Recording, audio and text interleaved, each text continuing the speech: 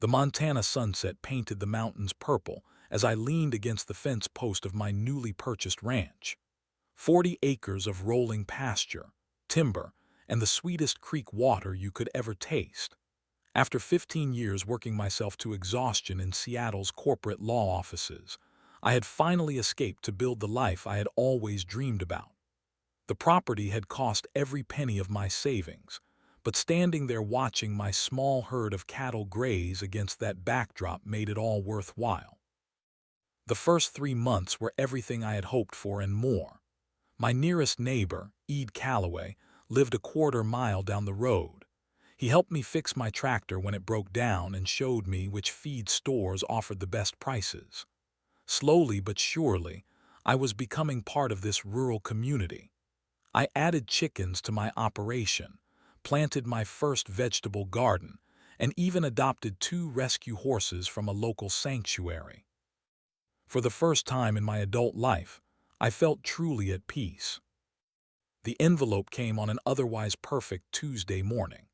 Official-looking letterhead proclaimed Pine Valley Homeowners Association across the top, with a formal notice informing me that my property fell within their jurisdiction and demanding immediate payment of back dues totaling $3,500. The letter cited multiple violations, including unauthorized livestock numbers and non-conforming structures, that required immediate remedy. I read the letter 3 times, certain there must be some mistake. My property deed mentioned no homeowners association. The entire reason I had chosen this location was its freedom from such restrictions. That afternoon, I drove to the county record's office and requested all documentation related to my land parcel. 6 hours of careful research confirmed what I already knew. My property had no legal HOA covenant or restriction of any kind. The next day, I drafted a polite but direct response to the Pine Valley HOA. I explained that my deed contained no mention of their organization, included copies of the relevant county documents, and respectfully declined their demand for payment. I hoped that would be the end of it. I was wrong. Over the next 2 weeks, 3 more letters arrived, each more threatening than the last. The final one stated that failure to comply will result in enforcement actions as permitted by covenant. I called the county sheriff to ask about the situation. He sighed deeply before answering. "Look, this HOA has been causing problems for a few years now. They started as a legitimate organization for the luxury development about 5 miles from your place, but they have been trying to expand their territory. Nothing they send you is legally binding if your property is not officially part of their association." His words reassured me, but only temporarily. The following week, I noticed an unfamiliar black Mercedes parked near my property entrance. A man in an expensive suit stood beside it with a camera featuring a telephoto lens, photographing my barns and house. When I approached to ask what he was doing, he quickly drove away without a word. 2 days later, the same thing happened with a different vehicle. The peaceful sanctuary I had worked so hard to create suddenly felt watched, targeted. The sense of intrusion was impossible to shake as I went about my daily chores, constantly scanning the road for unfamiliar vehicles. After a month of escalating letters and mysterious vehicles monitoring my property, I decided to confront the situation directly. The next HOA meeting was scheduled for Thursday evening at the Pine Valley Community Center, according to their letterhead. I dressed in my most professional attire, habits from my legal career dying hard, and arrived 15 minutes early. The community center was smaller than I had expected, with about 30 chairs arranged in rows facing a small raised platform with a podium. As I entered, conversation stopped abruptly. 20 pairs of eyes tracked my movement as I took a seat in the back row. An expensively dressed woman with a severe blonde bob whispered something to the man beside her, both of them glancing in my direction with unmistakable hostility. At precisely 7 o'clock, a tall man with silver hair and a tailored navy suit approached the podium. He surveyed the room with the confidence of someone accustomed to absolute authority. "Good evening, members. I see we have a visitor tonight." His gaze fixed directly on me. "I am Robert Harrington, president of the Pine Valley Homeowners Association. Perhaps you would like to introduce yourself to the group." I stood, maintaining eye contact. "My name is Michael Turner. I recently purchased the old Henderson Ranch on County Road 12. I received several notices from this organization claiming jurisdiction over my property, which is why I am here tonight." Robert Harrington smiled, but the expression never reached his eyes. "Mr. Turner, your property falls within our expanded community boundaries as approved by our board last year.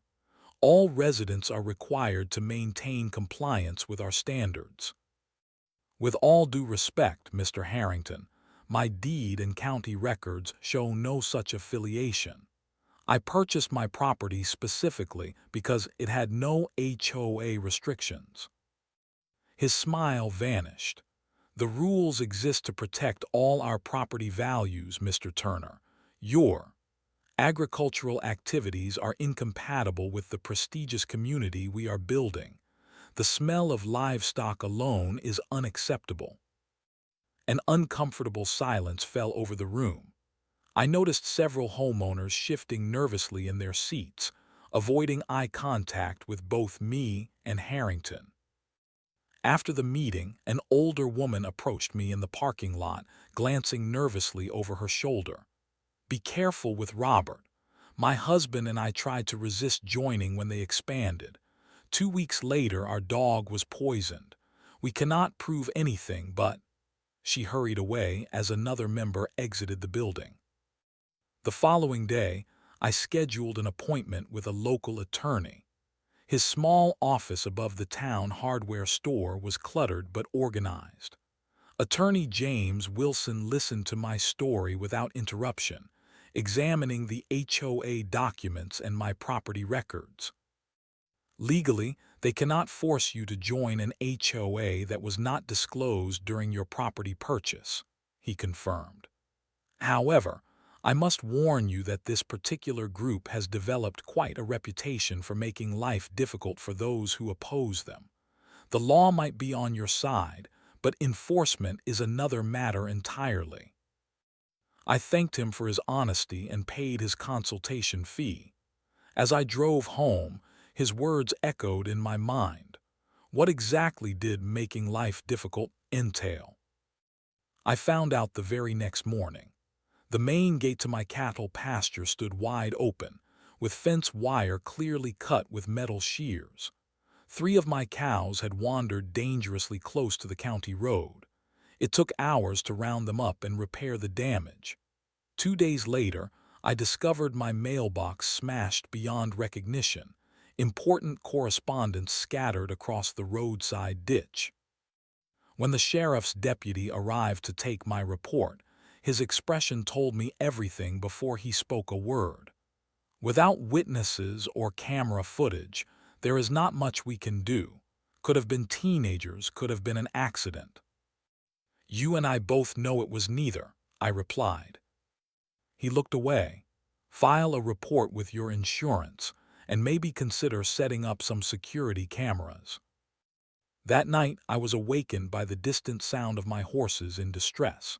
I grabbed my flashlight and rushed to the paddock to find someone had deliberately scattered broken glass throughout their feeding area. By sheer luck, neither animal had been injured. As I carefully cleaned every shard from the soil, rage built inside me. This was no longer about property rights or bureaucratic disagreements. This was targeted harassment that put innocent animals at risk. The invisible line between coincidence and coordinated intimidation had not just been crossed, it had been obliterated. The digital alarm clock on my nightstand read 2:17 a.m. when I jerked awake.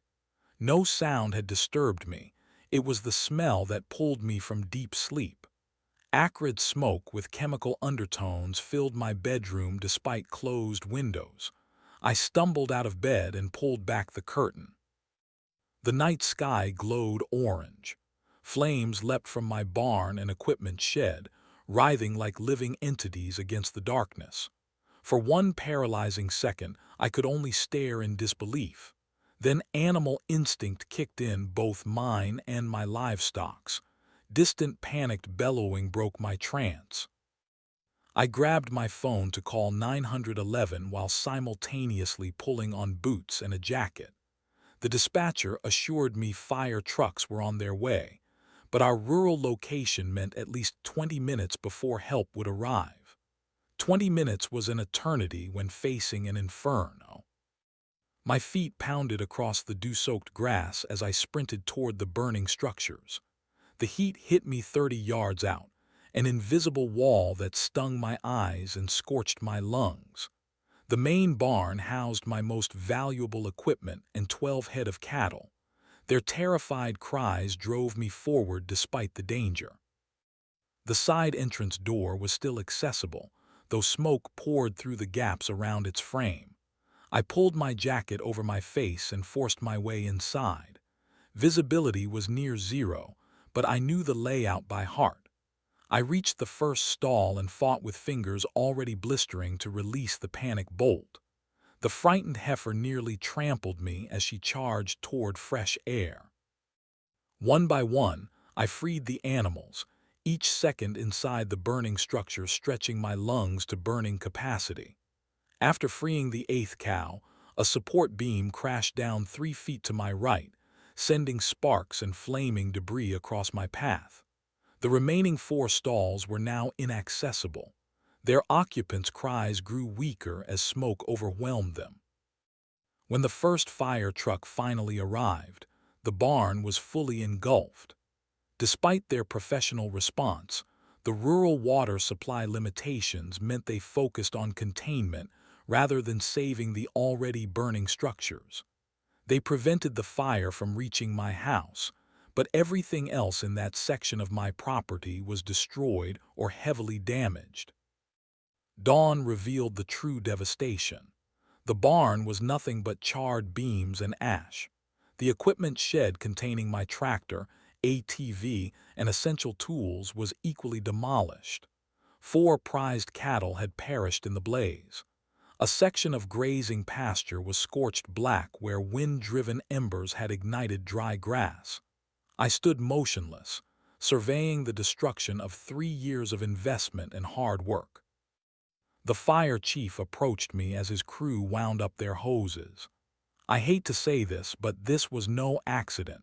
We found accelerant traces at 3 separate ignition points. This was deliberate arson. My throat tightened. Can you prove who did it? He shook his head grimly. We will file the report, but without witnesses or camera footage. He left the sentence unfinished, but I understood the implication all too well. The insurance investigator arrived that afternoon. He walked the property methodically, taking photographs and samples, asking detailed questions about my routine and any recent conflicts. When I mentioned the HOA dispute, he made notes but warned me that suspicion was not evidence. Even with the arson determination, we need proof of who was responsible before pursuing any third parties, he explained. For now, we will process your claim based on the policy coverage, but the investigation remains open. As he prepared to leave, I noticed something white tucked beneath my truck's windshield wiper. The investigator watched as I unfolded a plain piece of paper containing 5 typed words. This is what happens to non-members. He photographed the note and added it to his file, but his expression told me it would make little difference. The handwriting was not identifiable, the paper was common stock, and the message, while threatening, was vague enough to deny specific intent. After everyone had gone, I sat on the steps of my porch staring at the destruction. The ranch had represented everything I had worked for: my escape from corporate life, my connection to the land, my future security. Now half of it lay in ruins. Beyond the material loss, the violation cut deeper than I could express. Someone had deliberately destroyed what I loved, killed innocent animals, and threatened my livelihood, all because I refused to submit to their arbitrary authority. I picked up a handful of ash, still warm from the previous night's blaze. As it filtered through my fingers, something hardened within me. This was not about property disputes anymore. This had become something much more fundamental. The formal legal channels had failed me. The local authorities were either unwilling or unable to help. I was on my own against an organized group with resources and influence.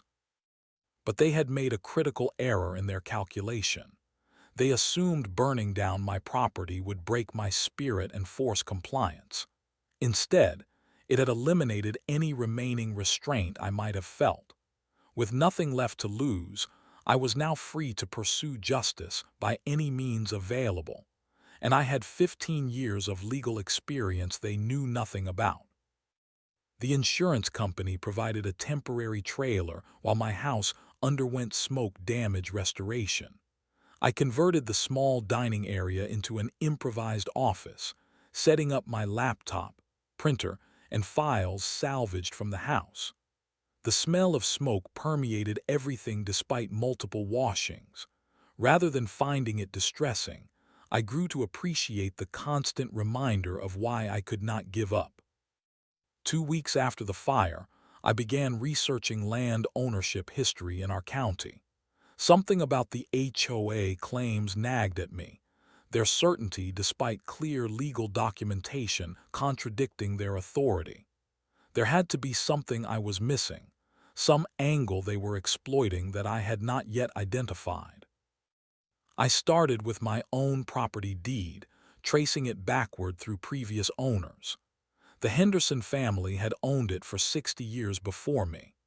Prior to them, it had belonged to a cattle company, and before that, it appeared to be part of a larger land parcel dating back to the original territorial grants in the late 1800s.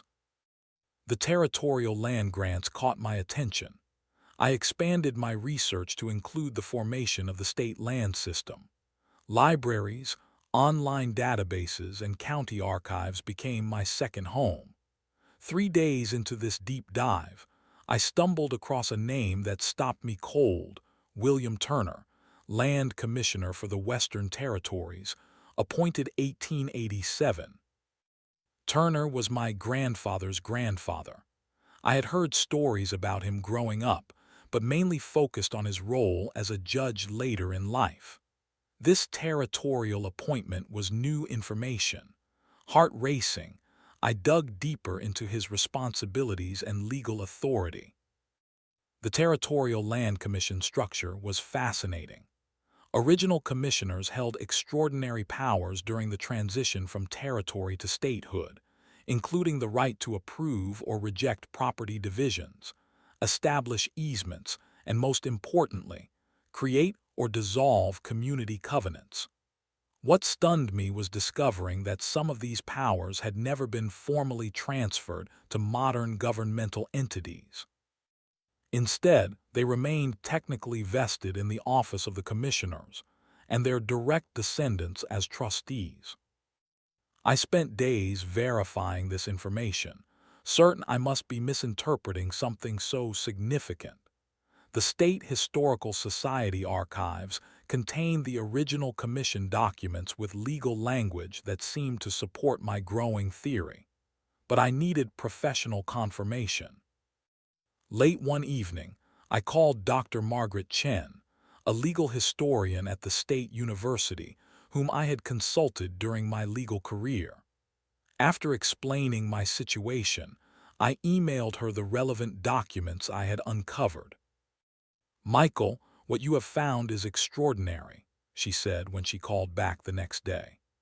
These territorial trusteeships were assumed to be symbolic by the 1920s, but I cannot find any legislation formally dissolving them. In legal theory, as the direct descendant of Commissioner William Turner, you may indeed retain oversight authority that was never properly transferred to modern governing bodies. My hands shook as I ended the call.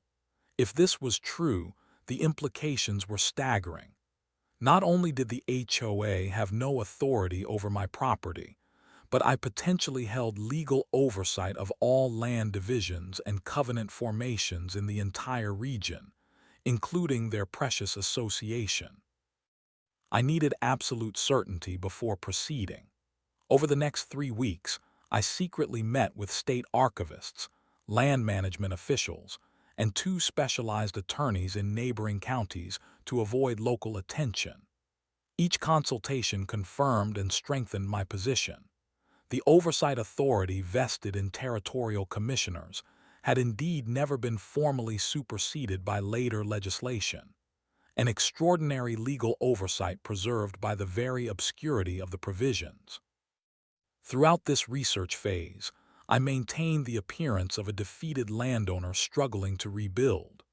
When Robert Harrington or other HOA members drove slowly past my property, they saw exactly what they expected: a broken man cleaning debris and making minimal repairs. Several times, I noticed their satisfied expressions as they surveyed the damage they had caused. Little did they know that behind the facade of defeat, I was meticulously building a legal case that would change everything. For the first time since the fire, I slept through the night, my dreams no longer filled with flames, but with the sweet anticipation of justice long delayed. With my ancestral authority confirmed, I needed expert legal representation to properly leverage it.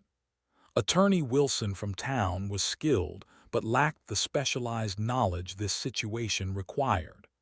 Through university connections, I located Diana Mendez, an attorney specializing in historical land rights cases with offices in the state capitol. Her corner office overlooked the state capitol building, walls adorned with framed historical maps and land law credentials. Initially skeptical, her expression transformed to growing interest as I presented my documentation and family connection to William Turner. By the time I finished explaining the arson attack and HOA harassment, she was pulling reference books from her shelves. In 30 years of practice, I have never encountered a case quite like this, she admitted, examining the Territorial Commission documents. The oversight provisions were never formally transferred because everyone assumed they had been absorbed into modern governmental structures. But technically, she looked up, eyes bright with professional excitement. Technically, you hold legitimate review authority over all land divisions and covenants established on territory, originally administered by your ancestor. Is it enforceable? I asked. With proper documentation and procedure, absolutely. The state constitution contains provisions honoring territorial governance transitions that were never amended. This is not just a technicality, it is constitutionally protected authority. Together, we formulated a comprehensive strategy. First, we needed to document the full pattern of HOA abuses, not just against me but throughout the region. Diana assigned 2 paralegals to collect property records, covenant modifications, and enforcement actions from the past decade. Meanwhile, I quietly approached neighbors who had hinted at their own HOA difficulties. Many were initially reluctant to speak, but the story of my burned ranch eventually convinced them I was a safe confidant. One by one, they shared their experiences: arbitrary fines, denied improvement permits, selective enforcement, and various forms of intimidation when they questioned authority. Martin Green, whose property adjoined the original Pine Valley development, provided crucial information. Last year, they suddenly claimed my eastern boundary was incorrectly marked. They forced me to move my fence 30 feet inward with threats of daily fines. I lost nearly an acre of land. Using satellite imagery and historical surveys, we discovered at least 7 properties where boundaries had been manipulated in favor of HOA leadership parcels. Robert Harrington himself had expanded his property by nearly 3 acres through systematic encroachment on adjacent lands. The pattern extended beyond boundary disputes. Financial records obtained through public information requests revealed systematic manipulation of housing markets through selective covenant enforcement. Properties targeted for acquisition received multiple violation notices, reducing their market value before board members or their associates purchased them at depressed prices. Even more disturbing were the connections to local officials. Email records showed the sheriff had received substantial donations to his re-election campaign from HOA board members, explaining his reluctance to investigate property damage complaints against them. State investigators had been aware of problems but lacked sufficient evidence or jurisdiction to intervene. When Diana contacted the state attorney general's office with our preliminary findings, they immediately assigned a senior investigator to work with us. "We have received complaints about this HOA for years," the investigator confided during our first meeting. "But without clear evidence of criminal activity, and with local law enforcement uncooperative, our hands were tied. Your historical authority completely changes the jurisdictional landscape." Our evidence continued mounting. Computer forensics experts tracked anonymous threatening emails to an IP address registered to the HOA office. Soil samples from my burned ranch matched chemical accelerants found in the HOA maintenance shed. 3 former HOA employees provided sworn statements about document alterations and witness intimidation directed by Robert Harrington himself. Diana prepared detailed briefs establishing the legal foundation for my authority. "We need to proceed carefully," she cautioned. "The element of surprise is crucial. If they realize what we have discovered before we are fully prepared, they will attempt to undermine your position through political channels." I agreed completely. For another month, I continued my act of defeated compliance whenever HOA members drove past my property. Behind the scenes, state officials prepared for what would become the most significant land authority case in state history. When all preparations were complete, Diana filed a petition with the State Land Commission requesting a special hearing. The petition carefully avoided mentioning my ancestral authority, instead citing regulatory concerns about covenant enforcement practices within Pine Valley HOA jurisdiction. As expected, the HOA legal team accepted the hearing notification with dismissive confidence. Their response brief bordered on condescension, portraying me as a disgruntled property owner attempting to avoid legitimate community standards. "They have no idea what is coming," Diana remarked as we reviewed their response. "Their entire legal strategy assumes they are the authority in this situation." I nodded, remembering the flames consuming my barn, the dead livestock, and the smug satisfaction on Robert Harrington's face as he drove past my devastated property. That assumption is about to cost them everything. The State Land Commission chamber was designed to intimidate. High ceilings, dark wood paneling, and portraits of stern-faced former commissioners lining the walls. I arrived 90 minutes early with Diana and our legal team.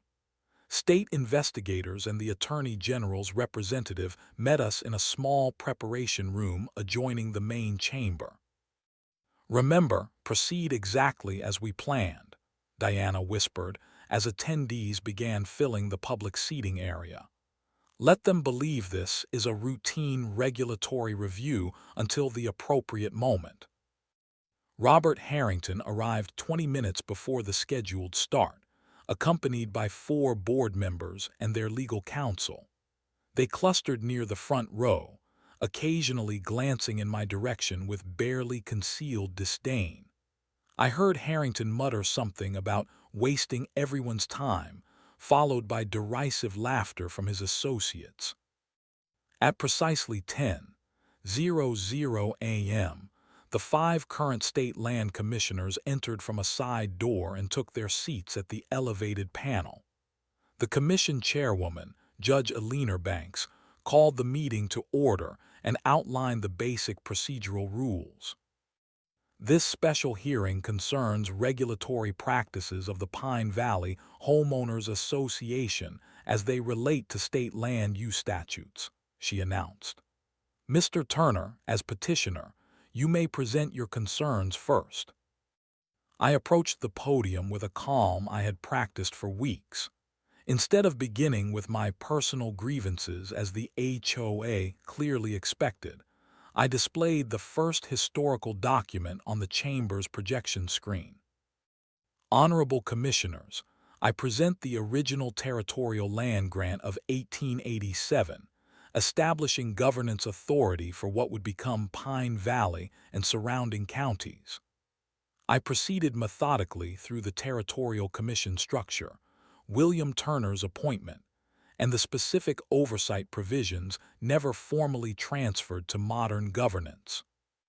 The HOA attorney leaned over to whisper something to Harrington, whose expression of boredom was beginning to show cracks of confusion.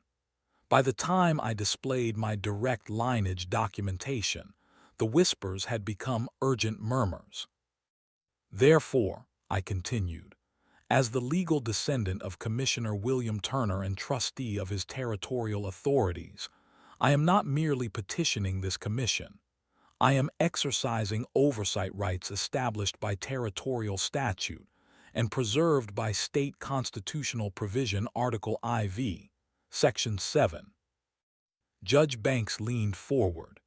Mr. Turner, are you asserting ancestral territorial authority over modern land covenants? I am, Your Honor, and my first official act is to request full review of the Pine Valley HOA formation documents, covenant modifications, and enforcement actions taken since their inception. Robert Harrington shot to his feet. This is absurd. Some obscure historical technicality cannot possibly override established modern governance. The Commission's legal counsel approached Judge Banks and spoke quietly for several moments. She nodded gravely before addressing the chamber.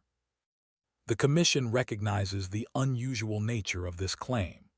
However, Article IV, Section 7 of our state constitution specifically preserves territorial governance provisions unless formally superseded by legislative action. Our preliminary review indicates Mr. Turner's ancestral authority claim may have legal merit.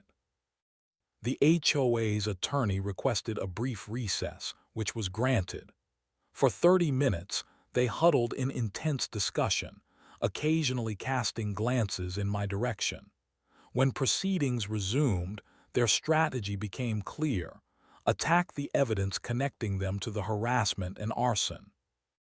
Even if this dubious authority claim has technical validity, it provides no evidence of wrongdoing by my clients, their attorney argued. I was prepared for this pivot. Diana and I had deliberately separated the authority claim from the evidence of wrongdoing. Now that the first had been established, we introduced the second. For the next 2 hours, we methodically presented documented evidence of boundary manipulations, selective enforcement, financial improprieties, and witness testimonies about intimidation tactics. Satellite imagery demonstrated the systematic encroachment on neighboring properties. Financial records revealed the pattern of devaluation and acquisition. When we presented the forensic evidence connecting HOA-owned chemicals to the accelerants used in my ranch fire, Robert Harrington's face drained of color. His attorney's objections grew increasingly desperate. The final evidence came from an unexpected source. The HOA's former secretary had provided us with audio recordings of board meetings where Harrington explicitly ordered actions against non-compliant property owners. His exact words, "Make an example of Turner's Ranch," echoed through the chamber. Judge Banks called a 1-hour recess for the commission to confer. When they returned, their decision was unanimous.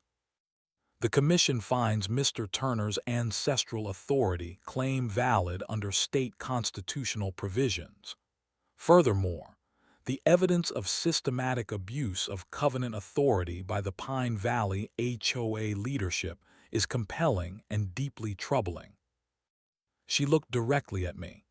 "Mr. Turner, as rightful trustee of Territorial Oversight Authority, what remedy do you seek?" This was the moment I had carefully prepared for. I approached the podium one final time. "I seek immediate suspension of all Pine Valley HOA authority pending full investigation. I request that enforcement actions be halted and unjust fines returned to affected property owners." I paused, looking directly at Robert Harrington. "However, I want to be clear that my issue is with leadership abuses, not with community standards themselves. Homeowners who were coerced or misled deserve no blame or penalty." The public gallery erupted in spontaneous applause. Judge Banks gavelled for order, but her own expression reflected approval of my measured approach. "So ordered," she declared. "Pine Valley HOA authority is suspended effective immediately. The State Attorney General's office will conduct full criminal investigation into the actions presented here today." Robert Harrington's face contorted with rage as he realized the magnitude of his defeat.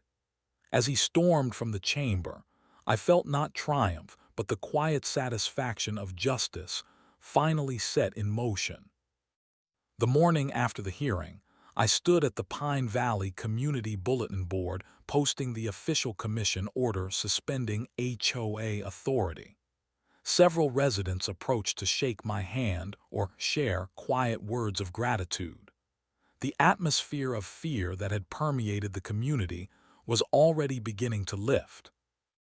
Criminal proceedings against Robert Harrington and 3 board members began the following month. The evidence we had gathered proved overwhelming. Faced with multiple felony charges including arson, fraud, extortion, and criminal conspiracy, they accepted plea agreements requiring full financial restitution to affected property owners. Harrington himself received a 5-year prison sentence for his role in orchestrating the ranch fire. The legal process of unwinding improper boundary adjustments and covenant violations took nearly a year to complete. Property lines were restored to their proper locations, returning illegally acquired land to rightful owners. Fines collected under questionable authority were refunded with interest. The State Attorney General established a special task force to investigate similar HOA abuses across the state. Meanwhile, I focused on rebuilding my ranch. The insurance settlement provided basic replacement funds, but the substantial punitive damages and restitution from the criminal case allowed for proper restoration. New, improved barns rose from the ashes of the old. Modern equipment replaced what had been destroyed. The scorched pasture land was rehabilitated with improved grazing grasses. More importantly, I worked with interested community members to establish a legitimate property association based on transparency and actual community needs. Unlike the HOA's oppressive restrictions, our new agreement focused on reasonable standards that protected property values without infringing on individual rights. Participation was truly voluntary, with clear benefits rather than threats driving membership. "We need basic standards to maintain our community," explained Martha Jenkins, a long-time resident who had suffered under Harrington's regime. but they should serve the residents, not control them. The newly formed Pine Valley Community Association elected a 5-member board with term limits and strict transparency requirements. Their first official act was to approve a scholarship fund for agricultural education, using a portion of the recovered illegal fines. 6 months after the criminal cases concluded, I established the Rural Property Rights Foundation using a significant portion of my settlement funds. The foundation provided legal assistance to property owners facing similar situations across the state, with particular focus on areas where HOA overreach threatened agricultural operations. Diana Mendez joined the foundation's board of directors. "What happened to you was extreme but not unique," she explained during our first official meeting. "There are dozens of similar situations occurring right now where people lack the resources to fight back." 1 year to the day after the fire that destroyed my original barn, we held a community celebration at the rebuilt ranch. Over 200 people attended, including neighbors who had once been too frightened to speak against the HOA, state officials who had helped with the case, and even Judge Banks from the Land Commission. Children played on hay bales where scorched earth had once dominated the landscape. Families shared meals at long tables set up beside the new barn. Community members who had been deliberately kept apart by the HOA's divisive tactics discovered shared interests and concerns. As evening approached, I found a quiet moment to stand on my porch overlooking the gathering. The new structures gleamed in the setting sun, but subtle reminders of the fire remained. A slightly different color to the soil where intense heat had changed its composition, the young replacement trees not yet matching their mature neighbors. Judge Banks joined me, gesturing toward the celebration. "You could have used your authority for simple revenge, but you chose restoration instead. That makes all the difference." I nodded, watching children chase fireflies in the gathering dusk. The land matters, but the community matters more. Harrington never understood that. What had begun as a personal battle for my property rights had transformed into something far more significant. The web of connections revealed by our investigation had led to reforms in HOA oversight across the state. New legislation, ironically named the Turner Act, after my territorial commissioner ancestor, now provided clear protections for property owners against covenant overreach. As darkness fell and lanterns illuminated happy faces across my property, I realized that from the ashes of destruction had risen something unexpected, not just justice for one ranch, but a fundamental rebalancing of power between individual rights and community governance throughout the region.